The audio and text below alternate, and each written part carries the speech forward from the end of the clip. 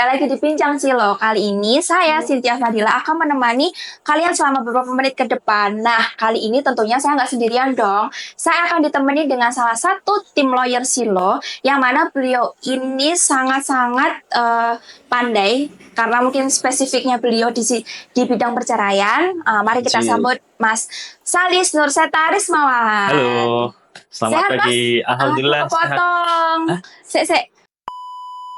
Mari kita sambut Mas Salis Nursetaris Mawar. Halo teman-teman, sahabat Silo. Gimana Mas hari ini, sehat? Alhamdulillah sehat, Mbak Cynthia. Ya. Sekarang ini kesibukannya apa Mas? Kesibukannya tetap ya menjalani aktivitas sebagai lawyer, kemudian juga mendampingi teman-teman, terutama teman-teman magang seperti itu. Ya. Ya masih seperti biasa sih, Mbak. Ya, oke, Mas Salis ini salah satu tim lawyer Silo yang memiliki spesifikasi di bidang perceraian, betul Mas? Ya sebenarnya bisa disebut di perceraian juga ya, Mbak. Tapi saya juga kadang menangani beberapa kasus. Ya lebih banyak ke perceraian sih sebenarnya. Ya itu. Baik. Memang inginnya menjadi spesifikasi seorang ahli perceraian.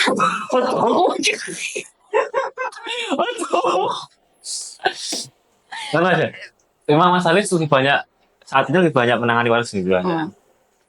Nah, biasanya selain menangani kasus perceraian, Mas Salis menangani apa, Mas? Nah, kalau yang sekarang ya Mbak ya, jadi ada sih beberapa pidana itu, ya kayak penipuan, penggelapan, terus kemarin juga tentang sengketa pengadaan barang, seperti itu. Banyak ya Mas, mungkin, tapi mungkin Mas Halis ini memang banyak sekali, mungkin sudah ahlinya gitu ya Mas perceraian. Oh iya. Kayak cerai itu tingkatnya udah di sini Mas Halis tuh. Wah, ya jangan gitu Mbak. Ya. Di luar sana masih banyak yang jago sih Mbak. Iya. Oke Mas, kita masuk ya Mas ya ke bincang-bincang kali ini ya Mas ya. Tentunya kita akan bahas beberapa topik terkait perceraian. Nah, sebelum kita masuk nih ke pembahasan yang lebih serius sebenarnya, apa sih Mas bedanya antara cerai talak sama cerai gugat? Oh baik, pertanyaan yang bagus Mbak. Jadi kalau di perceraian untuk orang-orang yang beragama Islam, itu kan ada yang mengajukan suami, ada yang mengajukan istri, walaupun di perceraian pengadilan negeri itu juga seperti itu. Nah, yang di pengadilan agama ini ada yang namanya istilah namanya itu cerai talak dan cerai gugat ya. Nah, kalau cerai talak itu dia yang mengajukan adalah pihak suami. Ya, nah nanti penyebutannya pun berbeda dengan cerai gugat. Kalau yang cerai talak itu yang mengajukan suami sebagai pihak pemohon, kemudian istri sebagai pihak termohon. Nah, lalu kalau yang dicerai gugat itu yang mengajukan seorang istri. Nah, istri itu sebagai pihak penggugat, kemudian suaminya sebagai pihak tergugat. Seperti itu Mbak perbedaannya. Oh, jadi perbedaannya itu kalau cerai talak itu yang mengajukan itu laki-laki, kalau cerai gugat itu yang mengajukan perempuan ya Mas ya. Dari segi para pihaknya pun berbeda ya. Cerai talak itu pemohon termohon, cerai gugat itu penggugat tergugat. Oke, baik. Nah, kemudian kan pasti tuh dari perceraian kan, akibat dari perceraian itu adalah putusnya perkawinan seseorang ya Mas, dan juga penetapan hak asuh anak. Nah, selama Mas Salis menangani, apakah selamanya hak asuh anak itu akan diberikan kepada ibunya, atau memang bisa hak asuh anak ini diberikan kepada si bapaknya? Bisa. Jadi kalau akibat dari perceraian itu kan kalau misalnya ada yang anak ya Mbak ya, ada yang punya anak. Nah, anak itu kalau yang masih di bawah umur, kayak yang masih mumayyiz itu di bawah 7-8 tahun itu dia biasanya itu dia berada di hak asuhnya istri atau ibunya, otomatis ikut ibunya. Tetapi ada hal-hal yang membuat seorang istri atau ibu itu dia tidak mendapatkan hak asuh anaknya. Contohnya misalnya seorang istri atau ibu itu dia terbukti misalnya berselingkuh gitu, kemudian dia kasar terhadap anak, atau dia sifatnya boros atau melakukan judi online. Nah, itu dia bisa kehilangan hak asuh anaknya walaupun anak itu masih kecil seperti itu. Nah, kalau posisi seperti itu, hak asuh itu bisa jatuh ke tangan ayahnya atau suami seperti itu Mbak. Jadi nggak serta-merta dalam perceraian itu hak asuh anak langsung jatuh ke pihak ibunya atau istrinya. Ada hal-hal lain yang menyebabkan hak asuh anak itu beralih ke pihak suami atau ayahnya. Seperti itu, Mbak. Nah, kemudian sepengetahuan saya ya Mas ya, kalau di perceraian itu kan biasanya adalah seorang istri itu meminta hak nafkahnya. Ya, nah itu tuh sebenarnya apa aja sih Mas nafkah-nafkah yang ada karena akibat perceraian itu Mas? Iya, betul Mbak. Jadi di dalam perceraian itu, baik di dalam perceraian dengan cara cerai talak atau cerai gugat, itu ada yang namanya nafkah ya Mbak ya. Nafkah yang diminta oleh seorang istri terhadap suaminya. Nah, kalau di cerai talak, istri itu posisinya sebagai termohon ya. Nah, biasanya kalau di cerai talak itu, ketika istri itu datang di persidangan, nah si suami itu wajib memberikan nafkah-nafkah Mbak. Contohnya seperti nafkah idah. Nafkah idah itu nafkah untuk masa tunggu istri setelah perceraian, seperti itu ya. Nah, kemudian nafkah mut'ah. Nafkah mut'ah itu istilahnya seperti nafkah pemberian atau hadiah dari seorang suami kepada istri karena dia sudah mau menjalani pernikahan dengan suami tersebut. Itu namanya nafkah mut'ah, seperti hadiah. Kemudian ada yang namanya nafkah maldiyah. Nafkah maldiyah ini artinya adalah nafkah yang tidak diberikan oleh suami selama beberapa bulan atau tahun belakangan, atau ketika masa perkawinan itu suami tidak memberikan nafkah tiap bulannya. Nah, itu dia wajib memberikan nafkah maldiyah, nafkah lampau itu. Iya. Yang terakhir itu ada nafkah hadunah, kalau itu ada anak. Kalau misalnya tidak ada anak ya tidak ada nafkah hadunah. Nah, itu dalam cerai talak itu suami wajib memberikan nafkah-nafkah itu. Karena ketika istri itu datang dalam perceraian talak, maka sebelum dia mengucapkan ikrar talak itu, dia harus sudah menyerahkan nafkah-nafkah itu kepada istrinya gitu. Nah, kemudian kalau yang di cerai gugat, nah cerai gugat ini yang mengajukan kan istri ya Mbak ya. Nah, sebenarnya bisa juga istri itu minta nafkah untuk dia gitu. Kalau yang cerai talak kan dia otomatis ya suami harus ngasih gitu ya. Kecuali kalau istri itu dicerai talak dia nggak datang, ya udah putus first strike gitu ya. Kalau dicerai gugat dia bisa minta hak nafkah itu kepada suaminya gitu. Nanti terkait dengan pelaksanaan nafkah itu, diberikan nafkah itu bisa disetting dengan sebelum seorang suami ini atau mantan suami atau tergugat ini mengambil akta cerai, dia harus memberikan atau melunasi nafkah-nafkah yang dituntut istrinya. Begitu. Biasanya kalau yang cerai gugat ini kan pelaksanaan tentang pemberian nafkah itu kan agak susah ya, karena yang mengajukan istri, tapi itu sebenarnya bisa Mbak. Nah, satu lagi Mbak Cynthia, jadi kalau di dalam cerai gugat itu sebenarnya istri juga bisa menuntut hak nafkahnya. Seperti yang tertuang di dalam SEMA. SEMA itu Surat Edaran Mahkamah Agung nomor 2 tahun 2019. Itu di situ juga tertulis bahwa seorang istri yang mengajukan cerai terhadap suaminya itu berhak untuk menuntut nafkah, termasuk yang saya sebutkan tadi ya. Ada nafkah idah, mut'ah, dan maldiyah, seperti itu. Nah, jadi penjelasannya seperti itu Mbak Cynthia. Nah, apakah selamanya ini ya Mas ya? Tadi ada, saya ulang lagi ya Mas ya. Tadi nafkah itu ada nafkah maldiyah, nafkah mut'ah, nafkah idah, dan nafkah hadonah. Kalau ada anak ya.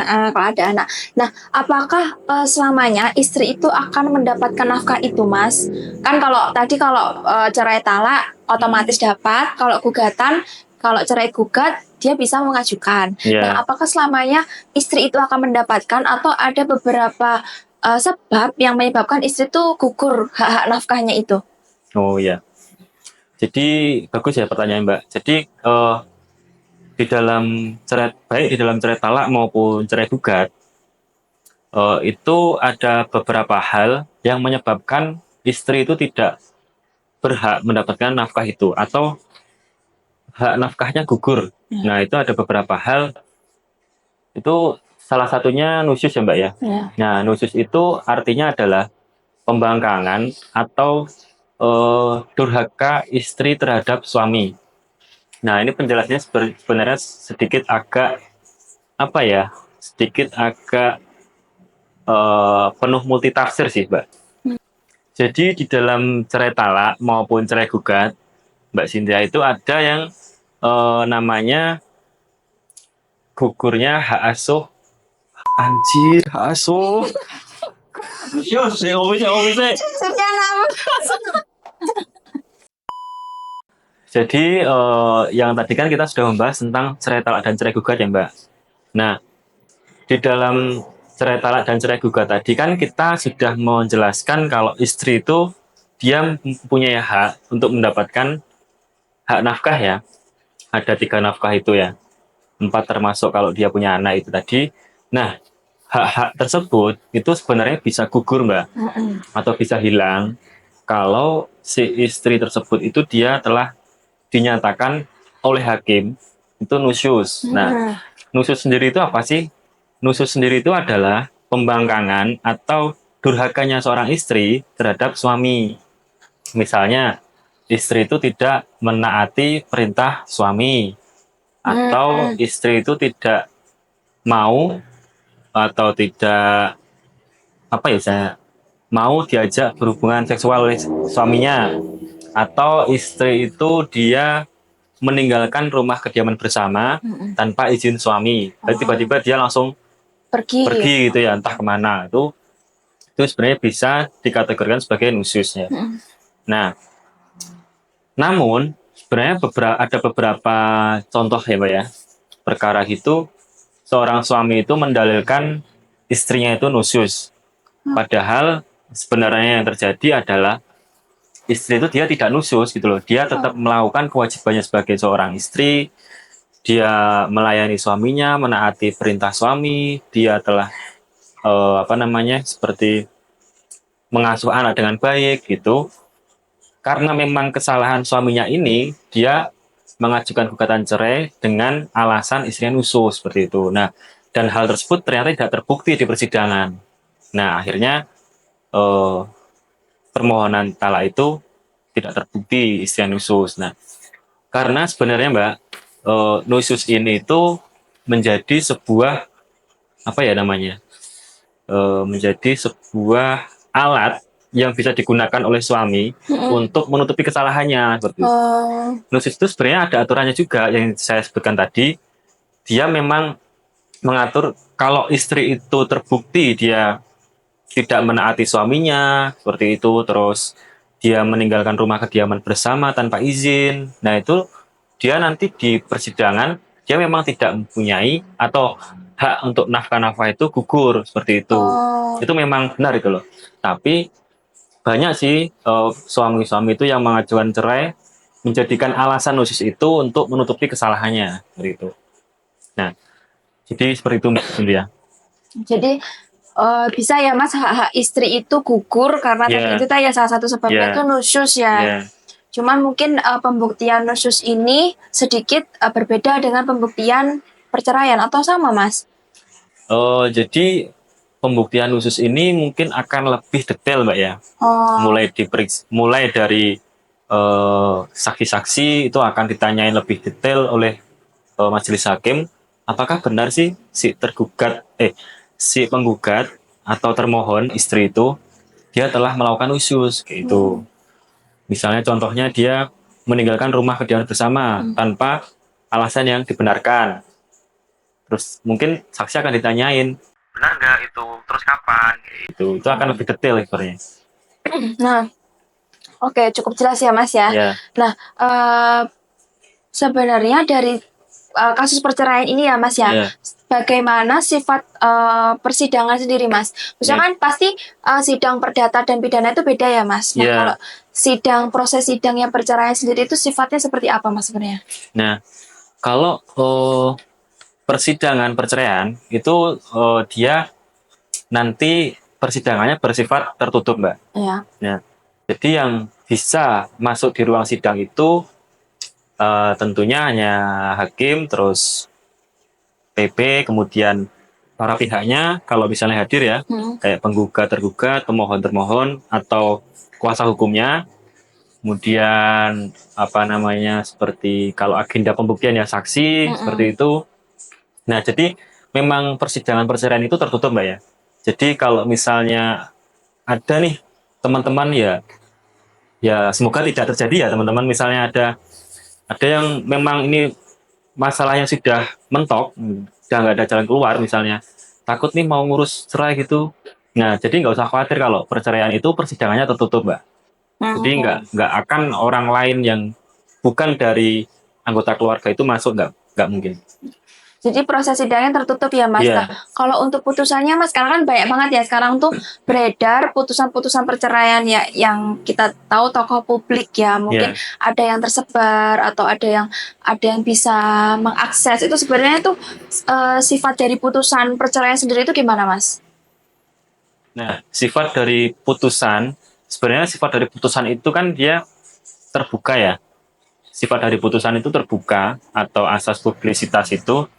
Namun di dalam perceraian itu memang itu akan diupload di apa ya istilahnya kayak direktori Mahkamah Agung itu loh, Mbak. Itu akan diupload di sana. Namun khusus untuk perkara perceraian itu nama-nama pihak penggugat tergugat, pemohon termohon. Kemudian kalau dia punya anak itu termasuk anaknya itu akan ditutupin atau diganti dengan ek gitu loh, Mbak. Jadi tidak disamarkan gitu ya, disamarkan Mas ya. Disamarkan. Jadi memang putusan itu memang dipublis, cuma nanti nama-nama itu akan disamarkan seperti itu. Nah, terkait dengan artis atau public figure, nah itu yang bisa memberikan penjelasan adalah dari internal pengadilan sendiri. Misalnya kayak humas seperti itu. Nah, dia pun sebenarnya tidak boleh mengutarakan hal-hal yang bersifat privasi, kayak apa ya, kayak nama atau kemudian identitas lain, terus pertimbangan hakimnya kayak gitu. Itu sebenarnya juga tidak diperbolehkan. Nah, kemudian ada nggak sih Mas dari Mas bentar, ya kok nanting-nanting? Wah, siapa itu yang Mbak? Sepanjang sepengalaman Mas Risma. Iya. Nah, sepanjang sepengalamannya Mas Nur Salis. Ya. A few moments later. Sepanjang sepengalamannya Mas Salis, ada nggak sih Mas kayak misalnya nih, menurut pengalamannya Mas Salis, bisa nggak Mas Salis tuh memberikan tips-tips kepada para, ya kita nggak bisa bilang ya untuk ayo cerai kan nggak mungkin ya Mas ya, tapi kita bisa memberi tips-tips untuk orang yang mungkin menghadapi kondisi ini, atau aku mau cerai tapi aku takut, atau aku mau cerai tapi nanti aku rugi gimana ya, atau aku mau cerai tapi aku mau untung gitu. Nah itu bisa nggak Mas dari Mas Salis itu memberikan tips and trick ya, nggak tips and trick juga ya Mas ya, apa ya, kayak pesan saran ya Mas, saran ya, lebih tepatnya saran ya untuk para orang-orang di luar sana yang mungkin lagi ada di fase mau mengajukan perceraian atau rumah tangganya di gejolak perceraian gitu. Nah mungkin apa ya, kayak tips and trick atau saran ya, itu tuh sebenarnya teman-teman harus konsultasi dulu sih dengan mungkin pengacara atau gimana, itu terkait dengan duduk posisi perkara tersebut. Nah, soalnya kan masing-masing perkara beda-beda ya Mbak ya. Nah, mungkin seorang istri itu posisinya baru ditinggal suaminya kemana atau diselingkuhi gitu. Itu nanti bisa diceritakan. Nah, kalau misalnya posisi dia istri itu memang dizolimi atau nggak dikasih nafkah, sementara suaminya masih berada di satu rumah, nah itu sebenarnya dia bisa mungkin kalau dilihat dari, kalau perceraian kan nggak ada untung rugi ya Mbak ya, itu kan kayak musibah ya. Walaupun sebenarnya itu musibah, kalau dari istri mau meminta nafkah itu sebenarnya bisa gitu. Ya mungkin meminimalisir, kan kadang istri sudah, kan kebanyakan ya Mas ya, istri sudah diselingkuhin, terus suami nggak mau cerai, karena kalau suami cerai pasti otomatis istri mendapatkan hak-hak yang tadi itu. Kemudian dia menunggu istri untuk menggugat supaya dia tidak harus memberikan nafkah-nafkah yang otomatis istri dapatkan. Itu kan ya Mas. Nah, untuk menurut Mas Halis nih, sebenarnya penting nggak sih Mas adanya perjanjian pranikah sebelum nikah itu? Ya, perjanjian pranikah ya. Sebenarnya perjanjian pranikah itu penting ya Mbak ya. Soalnya berkaitan dengan harta kekayaan masing-masing pihak, masing-masing suami dan istri. Seperti itu. Tapi kalau perjanjian pranikah ini sebenarnya untuk apa ya, budaya dari kita sendiri sebenarnya belum terlalu banyak yang tahu. Banyak yang agak takut mungkin gitu. Mungkin kita bisa bahas ini ya Mas ya. Di next episode kita lebih mendalam membahas tentang pranikah ini ya Mas ya. Karena kan sepertinya di usia-usia zaman sekarang itu mulai banyak para pasangan suami istri ini yang sudah memakai perjanjian pranikah ya Mas ya. Baik ya teman-teman, mungkin cukup sekian. Terima kasih ya Mas Halis atas waktunya. Mungkin dengan podcast ini Mas Halis agak terganggu waktu untuk salah terganggu. Nggak ini. Baik teman-teman, kita cukupkan bincang silo kali ini. Terima kasih Mas Halis atas waktunya. Sama-sama Mbak. Terima kasih atas kesempatannya untuk mengobrol ini ya Mas ya. Iya Mbak. Baik, jika teman-teman ada topik-topik pembahasan lain yang kayaknya Kak, coba dibahas ini menarik, bisa komen di kolom komentar. Terima kasih, selamat jumpa. Dadah sahabat Silo.